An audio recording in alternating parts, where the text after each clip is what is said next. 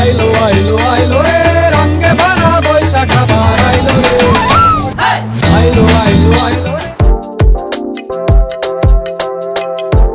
আসসালামু আলাইকুম, welcome to my new vlog. আমি সাইমা আপনাদের সামনে হাজির হয়েছি নতুন আরেকটি ভিডিও নিয়ে। আশা করছি সবাই ভালো আছেন।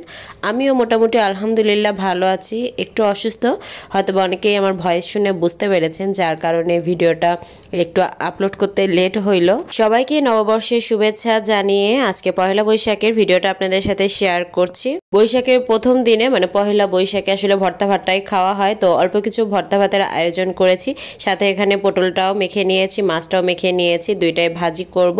তো প্রথমে পটলটা আমি ভেজে নিচ্ছি, যেহেতু দুইজন মানুষ যার কারণে খুবই অল্প অল্প করেই ভেজে নিচ্ছি। তোমার পটলটাও প্রায় ভাজা শেষ। এইভাবে পটল ভাজি খেতে আমার হাজব্যান্ডও লাইক করে, তবে আমি পটল ভাজি তেমন একটা লাইক করি না, তবে এইভাবে ভাজলে আমার কাছে একটু ভালো লাগে। আর পটল ভাজি করা শেষ, এরপরে মাছ ভাজছি। যেহেতু পয়লা বৈশাখ মানে সবাই ইলিশ আয়োজন করে, তো আমার বাসায় ইলিশ ছিল না, যে মাছ ছিল আমি সেই মাছটাই ভেজে নিচ্ছি। মাছ ভাজিটা উঠিয়ে দিয়ে এদিকে ভর্তা করতে চলে এসেছি, যে ভর্তাও করা হবে, আমার ভাজিটাও হয়ে যাবে। তো ডিম ভর্তা করব, ডিমটাও সিদ্ধ করে নিয়েছি। আর এখানে বেশি করে পেঁয়াজ মরিচ সবকিছু মেখে নিচ্ছি, যে একসাথে যে কয়টা ভর্তা করব জাস্ট পরে এগুলো অ্যাড করে দিব, লবণ ঝাল একটু চেক করে নিয়ে। সহজে কিছু ভর্তা করা যায় এমন কিছু আইটেমই আমি চুজ করেছি। তো এখানে আলুটা আমার সিদ্ধ হয়ে গিয়েছে, তো আমার এই আলু ভর্তাটা খেতে ভালো লাগে, যার কারণে এই আলু ভর্তাটাই করেছি। আর আমার বাটনা পিস নিতে সবসময় ভর্তা করা হয়, কিন্তু আমার বাটনাটা হাতের কাছে থাকে না, যার কারণে আর কি যখন আমার হাতে কম সময় থাকে বা ওটা বের করতে আলসেমি লাগে, তখন আমি এই চোরা বুদ্ধিটা অ্যাপ্লাই করি। তো এখানে হলো যে রুটি বেলার যে পিঁড়িটা থাকে, আমি সেটাতে করে পিসনিটা দিয়ে ভর্তা করছি। আপনাদের কাছে কেমন লেগেছে আইডিয়াটা জানাতে পারেন। অফ ক্যামেরায় আরও কিছু ভর্তা করে নিয়েছি। তো গরম গরম ভাত, সাথে সব কিছু রেডি, এখন পরিবেশন করছি। আর ভাতটা করার ইচ্ছা ছিল না, আমার পান্তা ভাত আমি তেমন একটা খাই না বলতে গেলে চলে, তো যার কারণে পান্তা ভাতের আয়োজন করিনি। তবে আমার ইচ্ছা ছিল একটু খুদ ভাত করা, যদি খুদ ভাত থাকতো, বাট আমার বাসায় খুদের কোনো চালও ছিল না, আর পোলার খুদটাও শেষ হয়ে গিয়েছে, যার কারণে আর কি ভাতে আয়োজন করলাম। ভর্তা ভাতের আয়োজন করব আর মাটির প্লেট বাটি বের করব না তা তো হয় না। তো পুরো টেবিলটাই আমার সুন্দর করে সাজানো শেষ। এখানে 4 ধরনের ভর্তা ছিল, ডিম ভর্তা, আলু ভর্তা, তিসি ভর্তা আর বাদাম ভর্তা। দিনগুলো আসলে আমি সবসময় আমার ক্যাম্পাস লাইফটা খুব মিস করি, যে ঢাকায় এই দিনগুলোতে ক্যাম্পাসে প্রোগ্রাম হতো, সবাই মিলে শাড়ি পরে ঘোরা হইতো। তো ওই দিনগুলো সবসময় মনে পড়ে। টাঙ্গাইলে বা ঢাকার বাইরে এই ধরনের দিনগুলোতে দেখা যায় না তেমন একটা উৎসব মুখর পরিবেশ। তো যাই হোক, যেভাবেই হোক আমাদের বৈশাখ এভাবেই আমরা পালন করেছি। পালন করা না, আসলে যে কোনো উৎসব বলেন দিন বলেন, আমি চাই যে সে দিনটাকে একটু ভালোভাবে সেলিব্রেট করতে, যেন দিনটা একটু হলেও মনে থাকে। বিকেলবেলা একটু বাহিরে বের হলাম, যে টাঙ্গাইলে কোনো উৎসব মুখর পরিবেশ আছে কিনা একটু দেখি। তো বের হয়ে একজন দুজনকে একটু দেখলাম যে শাড়ি পরা, তো মনে হলো যে যাক। তো এখানে মোটরসাইকেলে দেখছি যে অনেকেই শাড়ি পরে ঘুরতে এসেছে। তো আমরা যাচ্ছি একটা জায়গায়, শুনেছি মেলা হবে, তবে আমরা শিওর ছিলাম না। তবে যখন দেখলাম যে হ্যাঁ অনেক মোটরসাইকেল ওইদিকে যাচ্ছে, অনেক মানুষের ভিড়, তখন বুঝেছি যে হ্যাঁ আসলেই মেলাটা হচ্ছে। তো পয়লা বৈশাখের দিন থেকে টাঙ্গাইলে বাণিজ্য মেলা উদ্বোধন করা হয়েছে, আর এই তো এটা এদের মেইন গেটটা। আর যেহেতু ফার্স্ট দিন ছিল, এখনও সব স্টল বসে নেই, তবে অনেক মানুষের ভিড় আপনারা দেখতেই পাচ্ছেন। আর আজকে কোনো প্রকারের টিকিট ছিল না, একদম ফ্রিতেই ঢুকতে দিচ্ছিল, যেহেতু স্টল বসে নেই, জাস্ট একটা কি দুটা স্টল ছিল, যার কারণে আর কি কোনো টিকিটের ব্যবস্থা ছিল না। তো আপনারা টাঙ্গাইলবাসী হইলেও অবশ্যই এখানে ঘুরে আসতে পারেন, যেহেতু টাঙ্গাইলে ঘোরার মতো যাওয়ার মতো জায়গা নেই। তো বাণিজ্য মেলা হোক বা যেরকম, এখন আসলে মেলাতে তো যে প্রোডাক্টগুলো পাওয়া যায় সেগুলো বাইরে অ্যাভেলেবল পাওয়াই যায়, তবুও যে একটু ঘুরে আসার মতো কিছু তো একটা হয়েছে।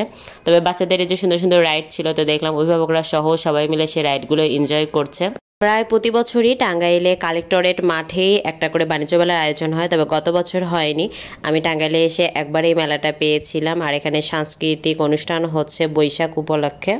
এখানেও দেখলাম অনেক মানুষ বসে ওনার গান এনজয় করছে, আর রাইডগুলোতেও বাচ্চারা এনজয় করছে। এসব দেখি কানার হাট বাজার, এসব দেখি কানার হাট বাজার।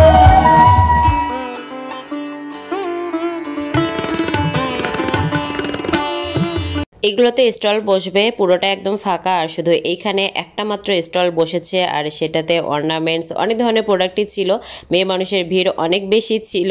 তো এখানে কিছু প্রোডাক্ট ছিল 30 টাকা, কিছু প্রোডাক্ট ছিল 50 টাকা, কিছু 80 টাকা, এইরকম করে। তো এখানে দেখতে পাচ্ছিলাম অনেক ধরনের ব্যান্ড জাতীয় জিনিসগুলোও ছিল, মেয়েদের চুড়ি অনেক কিছুই ছিল অর্নামেন্টস জাতীয়। তো আমার কাছে কালেকশনগুলো ভালো লেগেছে, বাট এত ভিড় ছিল যে ওখানে দাঁড়ানোই যাচ্ছিল না। তো বাচ্চাদের এই যে পানির ভিতরে যে রাইডটা, এটা আমার কাছে খুবই ভালো লাগে, বাচ্চারাও মনে হয় খুব এনজয় করে। আর গরমে তো এরকম পানি দেখলে মনে হয় পানিতে একটু লাফ দেই। আর নাগরদোলাটা আমি সবসময় এটা ভয় করি, কিন্তু নাগরদোলাতে তাও আমি সাহস করে 2বার উঠেছি। তো আজকেও দেখছিলাম এই যে বড় মানুষগুলো দেখতে পাচ্ছেন, এটা পুরোটাই বড় একটা লাইন ধরেছে শুধুমাত্র নাগরদোলাতে ওঠার জন্য, বিশাল বড় লাইন। কিছু খাবারের দোকানও বসেছে, যেমন ফুচকা টাইপের বা চিংড়ি ফ্রাই এরকম। তবে এখানে একটা আনকমন দেখতে পেলাম যে দোকানটাতে অনেক ভিড়, স্মোকি টাইপের কিছু একটা দিচ্ছে। ঢাকাতে তো এরকম টাইপের আইটেম খুব ভাইরাল, তো টাঙ্গাইলে এটা ফার্স্ট দেখতে পেলাম। তো আমি একটু লক্ষ্য করলাম যে আসলে কি, পরে দেখলাম যে মামা ওয়েফার যে আছে স্ট্রবেরি ফ্লেভারে, সেটার একটা করে প্যাকেট দিচ্ছে ছোটো ছোটো করে টুকরো কেটে, আর এরকম ধোয়াটে কিছু একটা দিয়ে জাস্ট মিক্সড করে দিচ্ছে, যেটার প্রাইস ছিল 100 টাকা। তবে আমার কাছে স্বাস্থ্যসম্মত মনে হয় নাই, যার কারণে আর কি ট্রাই করা হয়নি। মেলা থেকে বের হয়ে এসে এখানে যখন বাসায় আসবো, তখন হঠাৎ করে দেখে এক চাচি এখানে চাপড়ি বিক্রি করছে। এই চাপড়ির কথা আমি টাঙ্গাইলে আসার পর থেকে সবার মুখে শুনেছি, বাট কখনো আমার ট্রাই করা হয় না। তো আজকে সেটা দেখে আর মিস করব না। তো এখানে দেখলাম বড় বড় 2টা চুলা, এখানে অন্যান্য আইটেম মানে ভাত তরকারিও রান্না করে উনি, তবে আজকে ওগুলো কিছু ছিল না। আর এই বড় তাওয়াতে করে এই রুটিটা বিক্রি করা হয়। তো আমরা 20 টাকা নিয়েছি, যে কেটে যে অংশটুকু দিল এটা 20 টাকা, আর এই পুরা যে গোল এটা পুরোটা নিলে 120 টাকা পড়বে। তবে সবাই এভাবে কেটে কেটেই নেয়। তো আমি ফার্স্টে, যেহেতু আজকে ফার্স্ট টাইম ট্রাই করছি, তো ফার্স্টে ভর্তা ছাড়া জাস্ট এমনি ট্রাই করে দেখি যে কেমন লাগে। আমার কাছে ভালো লেগেছে। আমাদের উত্তরবঙ্গে এই চাপড়ি টাইপের আইটেম খুব কমও হয়, তো আমি বাইরে আসার পরে এই চাপড়ি আইটেমের সাথে পরিচিত হয়েছি। তো দেখলাম যে ভালোই লাগে, আর ভর্তাতে যেহেতু ঝাল থাকে তো খুবই অল্প পরিমাণে ভর্তা নিয়ে ট্রাই করতে হয়। তো আমার কাছে তো খুব ভালো লেগেছে। যারা মেলায় যাবেন, মেলার পাশেই চাচি বসে থাকে, এটা হলো কোর্টের সাইডে, তো আপনারা চাইলে ট্রাই করতে পারেন। বাসায় চলে আসছি, বাইরে কিছু খাই নাই, বাসায় হলো আমি ফুচকা খাবো মন ভরে পেট ভরে, যার কারণে গতকালকে আমি চটপটির ডালটা সিদ্ধ করে রেখেছিলাম, যে আজকে ভর্তা আইটেম এত কিছু একসাথে করা পসিবল হবে না। তো সেটা সন্ধ্যাবেলা এসে আমি এখন গরম করছি।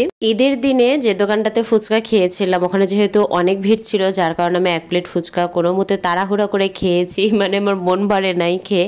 তো ভাবলাম যে তাহলে বাসায় নিজে বানিয়ে একটু মন ভরে পেট ভরে খাই। আর যখন থেকে আমি নিজেই বাসায় ফুচকা বানাই, তখন থেকে বাইরে ফুচকা খুব কম খাওয়া হয়। আমার যখন খেতে ইচ্ছা করে তখন আমি সব কিছু বানিয়ে রেডি করে মন পেট ভরে খাই। মানে এতে করে তো প্লেট গুনে গুনে বা ফুচকা গুনে গুনে খেতে হয় না, যে কটা খেতে ইচ্ছা করে সে কয়টাই খাওয়া যায়। আমার হাজব্যান্ড ফুচকা তেমন একটা লাইক করে না, বাট সে চটপটি পছন্দ করে, তার জন্য চটপটি রেডি করে দিয়েছি। আর আমি এদিকে একা একাই বসে এখন ফুচকাটা খেয়ে নিব। আইলো আইলো আইলো রে রঙে ভরা বৈশাখ আবার আইলো রে। বৈশাখ মাস মানে অনেক গরম, কাঁঠাল পাকা গরম যেটাকে বলে। বৈশাখকে তো এত সুন্দর করে বরণ করে নিলাম, কিন্তু গরমে তো থাকা যাচ্ছে না। তো যাই হোক, এই গরমের কিছুটা কারণ তো আমরাও, প্রকৃতিকে দোষ দিয়ে লাভ নাই, কারণ আমরা গাছ যতটা না লাগাই তার থেকে বেশি কাটতে আগ্রহী। এই ছিল আজকের ভিডিও, ইনশাল্লাহ দেখা হবে নেক্সট ভিডিওতে। আল্লাহ হাফেজ।